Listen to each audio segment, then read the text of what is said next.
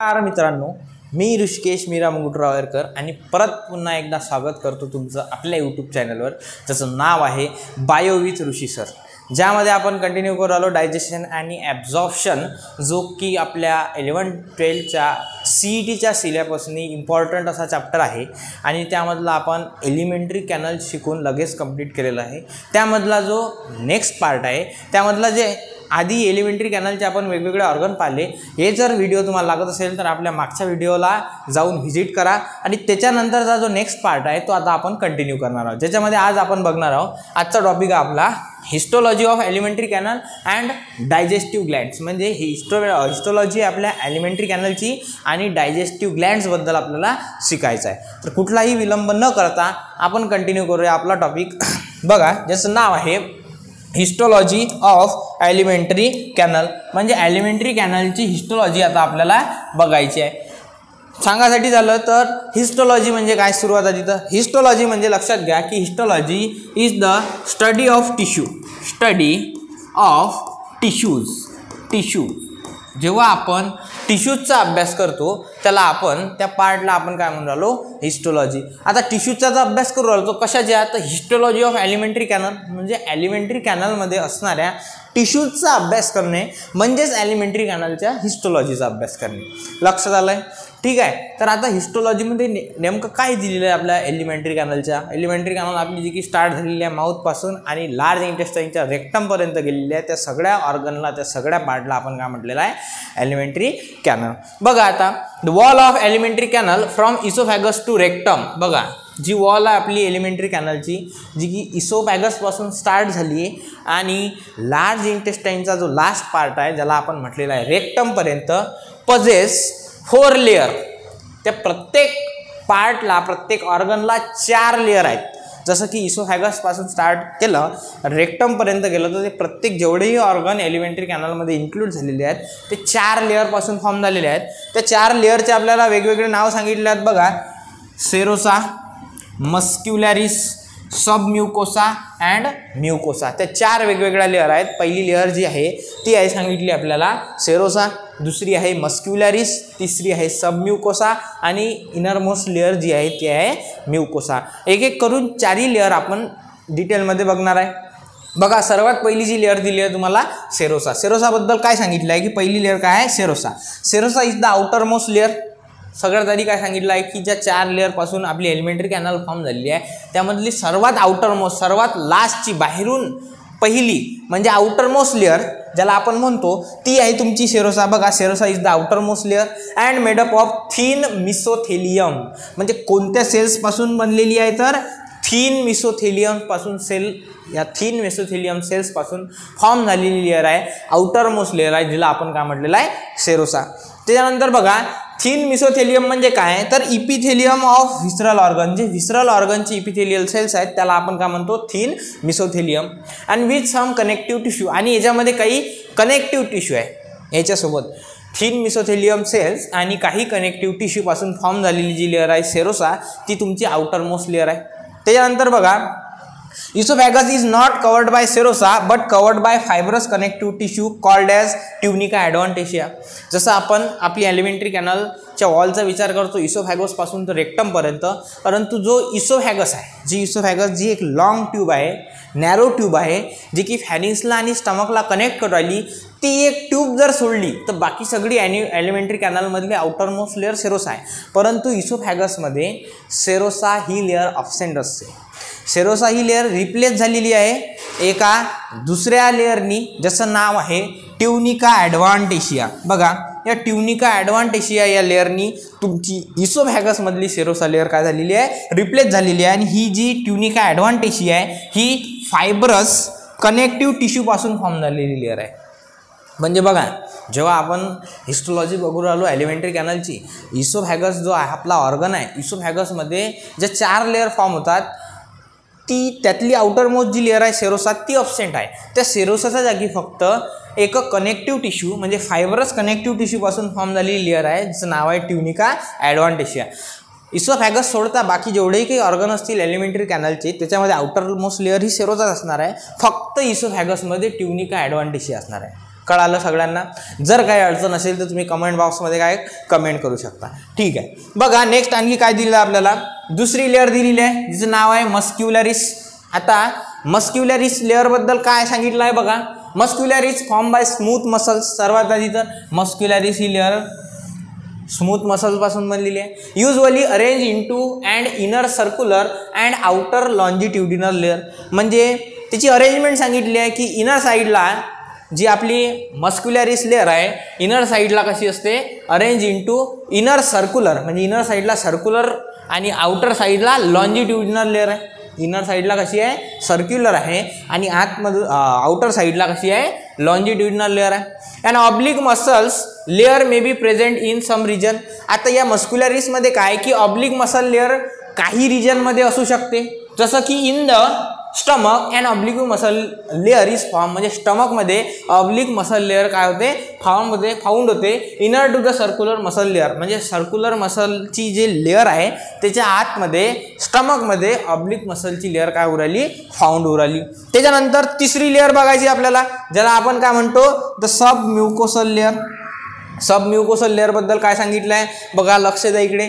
The sub mucosal layer is form by loose connective tissue. जे sub mucosal layer आहे loose connective tissue पासून form झालेली आहे. जी आपली मस्क्युलरिस होती ते स्मूथ मसल्स पासून फॉर्म झाली होती आणि सब म्युकोसल लेअर आहे ही लूज कनेक्टिव्ह टिश्यू पासून फॉर्म झालेली आहे. जे काय काय कंटेन करते, content nerve, blood and lymph vessel. जे की नर्व वेसल्स, ब्लड वेसल्स आणि लिम्फ वेसल्स इन्क्लूड करू राहिली. लक्षात घ्या. आता बनलेली कशापासून आहे, लूज कनेक्टिव्ह टिश्यू आहे. म्हणजे जर आपण विचार केला, कन्सिडर करा की हे तुमची आपली सब म्युकोसल लेअर आहे आणि हे लूज कनेक्टिव्ह टिश्यू, म्हणजे याच्यामधले जे सेल्स असतील, टिश्यूज असतील, हे काय एकदम लूजली पॅक असतील. हे काय असतील, लूजली पॅक आहेत. आता हे लूजली पॅक असल्यामुळे काय झालेलं आहे की नर्व व्हेसल असतील, ब्लड व्हेसल्स असतील किंवा लिम्फ व्हेसल असतील, म्हणजे नर्व्स असतील, ब्लड व्हेसल किंवा लिम्फ व्हेसल असतील, तर ह्या याच्यामधून पास झालेल्या आहेत. बघा याच्यामध्ये स्पेस आहेत, याच्यामधून काय होते, नर्व्स पास होऊ शकतात, लिम्फ व्हेसल पास होऊ शकतात आणि ब्लड व्हेसल सुद्धा काय होऊ शकतात, पास होऊ शकतात. म्हणून हे कशापासून बनलेली आहे तर लूज कनेक्टिव्ह टिश्यू पासून. नेक्स्ट पॉईंट काय सांगितला, in duodenum glands are also present in sub mucosa. ही सब म्युकोसावाली जी लेअर आहे ती डिओडेनममध्ये, डिओडेनम म्हणजे जो स्टमकचा लास्ट, स्टमक जिथं प्रॉक्सिमल एंड आहे आणि स्मॉल इंटेस्टाईनचा जो ओपनिंगवाला पार्ट आहे त्याला आपण काय म्हणतो, डिओडेनम. डिओडेनममध्ये काय असते की या ज्या ही जी लेअर आहे सब म्युकोसल लेअर, याच्यामध्ये ग्लँड्स प्रेझेंट असते. त्या ग्लँड्सचं नाव दिलेलं आहे तुम्हाला बघा, ब्रुनर्स ग्लँड. ब्रुनर्स ग्लँड ही सब म्युकोसल लेअरमध्ये डिओडेनममध्ये प्रेझेंट असते. त्याच्यानंतर बघा आणखी काय दिलेलं आहे, लास्टवाली लेअर जी म्युकोसा आहे. आता म्युकोसाबद्दल काय सांगितलं आहे बघा, the innermost layer lining in the lumen of alimentary canal is the mucosa. जशी जो ल्युमेन आहे आपल्या एलिमेंटरी कॅनलचा त्याला लगेच लागून म्हणजे इनरमोस्ट लेअर जी असेल ती असेल म्युकोसा. दिस लेअर फॉर्म्स इरेग्युलर फोल्ड्स. आणि ही लेअर काय करते, अशा इरेग्युलर फोल्डिंग तयार करू राहिली नियर टू द ल्युमेन. द्या fold in the stomach and small finger like foldings called as villi in the small intestine. बघा स्टमकमध्ये काही इरेग्युलर फोल्डिंग तयार करते, स्मॉल इंटेस्टाईनमध्ये सुद्धा काय काही इरेग्युलर फोल्डिंग तयार करू राहिली. जसं this layer forms irregular folds in the stomach, म्हणजे स्टमकमध्ये काही इरेग्युलर फोल्ड करते and small finger like foldings, आणि काही आपल्या फिंगर लाईक सारखे प्रोजेक्शन्स तयार करू राहिला त्याला आपण काय म्हणतो, villi in the small intestine. त्या प्रोजेक्शनला आपण काय म्हणून राहिलो, villi in the small intestine. त्याच्यानंतर बघा इप्टिएटेड stomach has irregular folds called as rugae. म्हणजे स्टमकमध्ये काही इरेग्युलर फोल्ड्स आहेत त्याला आपण काय म्हणून राहिलो, रुगे. त्याच्यानंतर बघा villi are absent in stomach. स्टमकमध्ये ज्या विलाय असतात त्या काय असतात, ऑब्सेंट असतात. त्याच्यानंतर the cells lining in the villi produce numerous microscopic projection called as microvilli. म्हणजे जिथं विलाय प्रेझेंट असतात त्या विलायच्या ठिकाणी विलाय काय प्रोड्यूस करू राहिल्या की काही मायक्रोस्कोपिक म्हणजे एकदम मायन्यूट प्रोजेक्शन तयार करतात, त्याला आपण म्हणतो मायक्रोविलाय.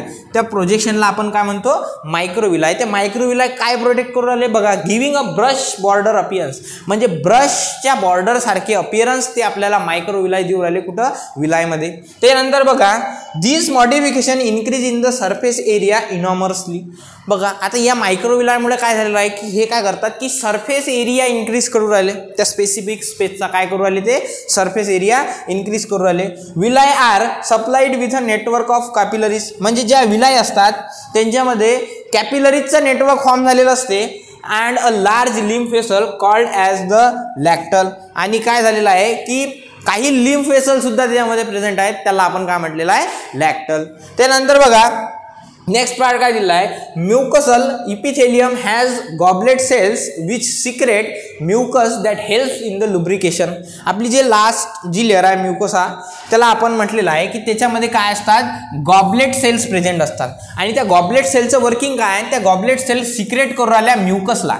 आणि म्युकसचं वर्किंग तर तुम्हाला माहित आहे की जिथं कुठं एखादा आपला म्युकसचं सिक्रेशन आहे, म्युकसचं सिक्रेशनच याच्यासाठी असते की त्या स्पेसिफिक पार्टला लुब्रिकेशन प्रोव्हाइड करण्यासाठी, त्या स्पेसिफिक पार्टला काय लुब्रिकेशन प्रोव्हाइड करण्यासाठी आपला बॉडीमध्ये काय होते, म्युकस सिक्रेट होते. That help in the lubrication. बघा तो कशासाठी हेल्प करू राहिला, तर लुब्रिकेशनसाठी. Mucosa also forms glands in the stomach, म्हणजे म्युकोसा ही जी लेअर आहे याच्यामध्ये स्टमक, आपल्या स्टमक या पार्टमध्ये ग्लँड सुद्धा प्रेझेंट असतात, ज्याला आपण म्हणतो गॅस्ट्रिक ग्लँड्स.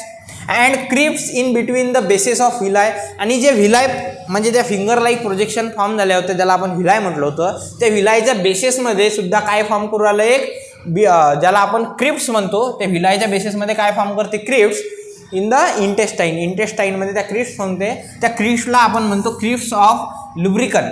त्या क्रिप्सला आपण काय म्हणून राहिलो, क्रिप्स ऑफ लुब्रिकन. बघा इथं डायग्रामॅटिक रिप्रेझेंटेशन दिलेलं आहे. बघा आउटर मोस्ट जी लेअर होती ती होती सेरोसा. बघा ही वाली तुम्हाला दाखवलेली आहे, ही लेअर आहे तुमची सेरोसा. त्यानंतर सेरोसाच्या इनर साईडला तुमची मस्क्युलॅरिस लेअर आहे. सेरोसाच्या इनर साईडला तुमची काय मस्क्युलॅरिस लेअर आहे. मस्क्युलॅरिसच्या आतमध्ये सब म्युकोसा आहे, त्याच्या आतमध्ये काय सब म्युकोसा दाखवलेली आहे. म्युकोसाच्या आतमध्ये म्हणजे ल्युमनच्या एकदम जवळ त्याला आपण म्युकोसा लेअर म्हटलं होतं, जे की इनर मोस्ट लेअर आहे. आणि म्युकोसा नंतर डायरेक्ट काय दाखवलेलं आहे, lumen of and elementary canal. हे तुमच्या एलिमेंटरी कॅनलच्या हिस्टॉलॉजीची डायग्राम आहे. सर्वांना समजलं नसेल तर तुम्ही नक्कीच कमेंट सेक्शनमध्ये कमेंट करून विचारू शकता. त्याच्यानंतर बघा नेक्स्ट बघायचं आपल्याला आता ग्लँड्स, डायजेस्टिव्ह ग्लँड्स, ज्याला आपण असोसिएटेड ग्लँड सुद्धा म्हणतो. बघा डायजेस्टिव्ह ग्लँड ज्यालाच आपण काय म्हणू शकतो, associated glands. Associated glands, associated करणे म्हणजे काय की सोबत वर्क करणे. आता सोबत कोणाच्या वर्क करू राहिले, हे डायजेस्टिव्ह सिस्टीमच्या, म्हणूनच याला आपण म्हणतो डायजेस्टिव्ह ग्लँड्स किंवा असोसिएटेड ग्लँड्स. बघा आता डायजेस्टिव्ह ग्लँड्स, ग्लँड्स या शब्दाचा अर्थ तर तुम्हाला माहितच आहे. ग्लँड्स हा आपल्या बॉडीमध्ये शब्द आला म्हणजे ते काहीतरी सिक्रेट करू राहिलं, ते काहीतरी सिक्रेट करण्याचं काम करते. आता ह्या डायजेस्टिव्ह ग्लँड काय सिक्रेट करतात, त्यांचं वर्किंग काय आहे तेच आपल्याला आता बघायचं आहे. बघा the digestive glands associated with the alimentary canal. ह्या डायजेस्टिव्ह ग्लँड कोणासोबत वर्क करू राहिल्या, तर alimentary canal. Include the salivary gland, liver and pancreas. बघा 3 प्रकारच्या ग्लँड दिलेल्या आहेत. काय काय इन्क्लूड करू राहिल्या आपल्या डायजेस्टिव्ह ग्लँड, सलायवरी ग्लँड, दुसरी लिव्हर आहे आणि तिसरं काय आहे, पॅनक्रियाज आहे. हे तिन्ही आपल्याला एक एक करून बघायचं आहे. सुरुवातीला आपण फोकस करणार आहोत आपल्या पहिल्या पार्टवर, ज्याचं नाव आहे सलायवरी ग्लँड्स. बघा सलायवरी ग्लँड्स बद्दल तुम्हाला काय दिलेलं आहे. Saliva is mainly produce by 3 pairs of salivary glands. म्हणजे आपल्या बॉडीमध्ये, ह्युमन बॉडीमध्ये जो सलायवा प्रोड्यूस होऊ राहिला तो मेनली 3 प्रकारच्या ग्लँड्सनी होऊ राहिला. सलायवरी ग्लँड्सनी तर होऊनच राहिला, पण 3 प्रकारच्या सलायवरी ग्लँड्स आपल्या बॉडीमध्ये प्रेझेंट आहेत. बघा saliva is mainly produce by 3 pairs of salivary glands. आता त्या 3 वेगवेगळ्या प्रकारच्या सलायवरी ग्लँड्स कोणत्या, तर बघा सर्वात पहिली आहे पॅराटाइड्स. दुसरी ग्लँड जी आहे the sub maxillary or sub mandibular gland. आणि तिसरा टाईप आहे आपल्या ग्लँडचा, तो आहे सब लिंग्युअल ग्लँड. बघा पहिली जी ग्लँड आहे ती आहे पॅराटॉइड्स. ते कुठं प्रेझेंट असते? चीक ऑर बिलो इयर्स, चीकमध्ये किंवा इयर्सच्या खाली, ज्याला आपण बिलो इयर्स म्हणतो, किंवा एक्सटर्नल अक्वॅस्टिक म्युटसमध्ये. दुसरी ग्लँड आहे आपली तर सब मॅक्झिलरी, त्यालाच आपण सब मॅन्डिब्युलर सुद्धा म्हणतो आणि त्याची लोकेशन दिलेली आहे आपल्याला लोअर जॉमध्ये. कुठं प्रेझेंट असते ती? लोअर जॉमध्ये. आणि तिसरी जी आहे अँड सबलिंग्युअल, तिसरी ग्लँड आहे आपली सबलिंग्युअल, जी की प्रेझेंट आहे बिलो द टंग, म्हणजे एक्झॅक्टली आपल्या टंगच्या खाली आपली सबलिंग्युअल ग्लँड ही प्रेझेंट आहे. तिन्ही ग्लँडचे लोकेशन आणि तिन्ही ग्लँड्सचे नावं समजले. त्याच्यानंतर आपल्याला बघायचं आहे की these glands are situated just out the buccal cavity and secretes salivary juice into the buccal cavity. जर एक्झॅक्टली लोकेशन तुम्ही पाहिलं तर जी आपली बक्कल कॅव्हिटी आहे, या बक्कल कॅव्हिटीच्या बाहेर आहे. हे तिन्ही ग्लँड कुठं आहेत? आपल्या बक्कल कॅव्हिटीच्या बाहेर आहेत. परंतु त्यांचं जे सिक्रेशन आहे, ज्या सलायवा ते सिक्रेट करू राहिले, ते सलायवरी ज्युसेस ते सिक्रेट करू राहिले, ते कुठं सिक्रेट करू राहिले? तर आपल्या बक्कल कॅव्हिटीच्या आतमध्ये. त्या जरी सिच्युएटेड बक्कल कॅव्हिटीच्या बाहेर असतील, परंतु त्या सिक्रेट कुठे करू राहिला? जो सलायवा बक्कल कॅव्हिटीच्या आतमध्ये. त्याच्यानंतर बघा नेक्स्ट आपल्याला इन डिटेल बघायचं आहे. पहिली ग्लँड कोणती आहे? Parotid gland. These are the largest salivary gland. जेव्हा आपण या तिन्ही ग्लँडचा विचार करतो तर त्यामधली सर्वात लार्जेस्ट ग्लँड म्हणून जी ग्लँड ओळखली जाते तिचं नाव आहे पॅराटॉइड glands. These are the largest salivary gland. Duct of parotid gland is called Stenson's duct. बघा duct म्हणजे काय? Duct mean a tube that carries liquid or gas. म्हणजे अशी एक ट्यूब जे कॅरी करू राहिली लिक्विडला किंवा गॅसला, त्याला आपण काय म्हणतो? डक्ट. आता बघा डक्ट बद्दल काय सांगितलं आहे? डक्ट ऑफ पॅराटॉइड ग्लँड, म्हणजे पॅराटॉइड ग्लँडचा जो डक्ट आहे त्याला आपण म्हणतो स्टेन्सन्स डक्ट. लक्षात घ्या, जो पॅराटॉइड ग्लँडचा डक्ट आहे त्याला आपण काय म्हणतो? स्टेन्सन्स डक्ट. व्हायरल इन्फेक्शन ज्याला आपण पॅरामॉक्सी व्हायरसनी होते of parotid gland causes pain and inflammation called as bump. आणि आपल्या पॅराटॉइड ग्लँडमध्ये जे व्हायरल इन्फेक्शन होते ज्याच्यामुळे पॅराटॉइड ग्लँड काय होऊन राहिली? इन्फ्लामेशन होऊन राहिलं आणि त्याच्यामध्ये पेन होऊन राहिले, त्याला आपण म्हणतो मम्स. त्याला एक स्पेसिफिक नाव आहे, त्याला आपण काय म्हणतो? मम्स. लक्षात आलं? पहिली ग्लँड पाहिली आपण पॅराटॉइड ग्लँड, जे की लार्जेस्ट ग्लँड आहे आपल्या सलायवरी ग्लँडपैकी. दुसरं सांगितलं आहे की त्याचा जो डक्ट आहे त्याला आपण स्टेन्सन्स डक्ट म्हणून राहिलो. आणि तिसरा पॉईंटमध्ये सांगितलं आहे की जे व्हायरल इन्फेक्शन होते आपल्या पॅराटॉइड ग्लँडला त्याला आपण काय म्हणून राहिलो? मम्स. क्लिअर आहे सर्वांना?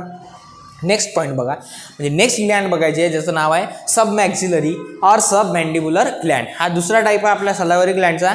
Duct is called as Wharton's duct, म्हणजे जो आपल्या सब मॅक्झिलरी किंवा सब मॅन्डिब्युलर ग्लँडचा जो डक्ट आहे, डक्टला आपण म्हटलेला आहे वॉर्टन्स डक्ट. याच्या डक्टला आपण काय म्हटलेलं आहे? वॉर्टन्स डक्ट. त्याच्यानंतर याची लोकेशन सांगितली आहे बिलो द मॅन्डिबल, म्हणजे मॅन्डिबलच्या खाली ही प्रेझेंट असते. कोणती ग्लँड? सब मॅक्झिलरी. म्हणूनच त्याला सब मॅन्डिब्युलर ग्लँड असं सुद्धा नाव पडलं, कारण की ती कुठं प्रेझेंट आहे? बिलो द मॅन्डिबल, म्हणजे लोअर जॉमध्ये. त्याच्यानंतर बघा तिसरी ग्लँड आहे ज्याचं नाव आहे सबलिंग्युअल ग्लँड, स्मॉलेस्ट सलायवरी ग्लँड. बघा जेव्हा आपण याचा विचार करतो तर सर्वात छोटी ग्लँड म्हणून म्हणायचं सबलिंग्युअल ग्लँड. सर्वात मोठी ग्लँड सलायवरी ती आपली पॅराटॉइड ग्लँड. त्यानंतर बघा duct is called as duct of Rivinus, म्हणजे जो डक्ट आहे आपल्या सबलिंग्युअल ग्लँडचा त्याला म्हणतो आपण duct of Rivinus. Location below the tongue, आणि कुठं याची लोकेशन दिलेली आहे? आपल्या टंगच्या खाली. लक्षात येऊन आलं? तीन ग्लँड पाहिल्या जे की सलायवरी ग्लँडचे तीन वेगवेगळे टाईप्स आहेत. पहिली ग्लँड पाहिली आपण पॅराटॉइड ग्लँड, दुसरी ग्लँड पाहिली सब मॅक्झिलरी किंवा सब मॅन्डिब्युलर ग्लँड, आणि तिसरी पाहिली सब लिंग्युअल ग्लँड. जी आपण पहिली पाहिली पॅराटॉइड ग्लँड त्याच्याबद्दल काय सांगितलं आहे की हे लार्जेस्ट ग्लँड आहे, त्याच्या डकला आपण स्टेन्सन्स डक्ट म्हणतो.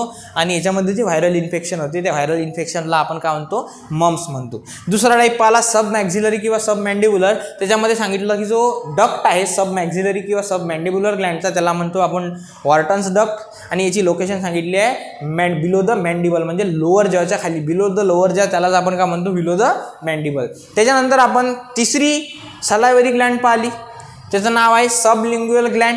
त्याचं नाव काय? सब लिंग्युअल ग्लँड, जे की स्मॉलेस्ट सलायवरी ग्लँड आहे. या तिन्ही ग्लँडचा जेव्हा विचार करतो त्यामधली सर्वात छोटी ग्लँड जी आहे ती सबलिंग्युअल आहे. त्याच्या डकला आपण म्हणतो डक्ट ऑफ रिव्हिनस, आणि त्याची लोकेशन सांगितली आहे लोकेशन बिलो द टंग, म्हणजे एक्झॅक्टली आपल्या टंगच्या खाली ती प्रेझेंट असते. त्याच्यानंतर बघा नेक्स्ट पार्ट काय आहे, लिव्हरबद्दल सांगितलं आहे, जे की नेक्स्ट ग्लँड आहे. त्याच्यानंतर आपल्याला काय काय बघायचं आहे, लिव्हर बघायचं आहे आणि त्याच्यानंतर लास्टवाली ग्लँड आहे जी आपल्याला पॅनक्रियास बघायची आहे. आजच्या लेक्चरमध्ये आपण काय पाहिलं, ॲलिमेंटरी कॅनलची हिस्टोलॉजी आणि ज्या डायजेस्टिव्ह आणि असोसिएटेड ग्लँड्स आहेत त्यामधला पहिला टाईप्स आहे सलावरी ग्लँडचा. त्याच्यामधले आपण 3 टाईप्स अभ्यासले, जसं की पॅराटॉइड ग्लँड्स, सब मॅक्झिलरी और मॅन्डिब्युलर ग्लँड्स आणि तिसरा टाईप जो पाहिला आपण सब लिंग्युअल ग्लँड. आजच्यासाठी एवढंच. भेटू उद्याच्या नवीन व्हिडिओमध्ये ज्याच्यामध्ये आपण लिव्हर आणि पॅनक्रियास कंटिन्यू करू. तोपर्यंत धन्यवाद.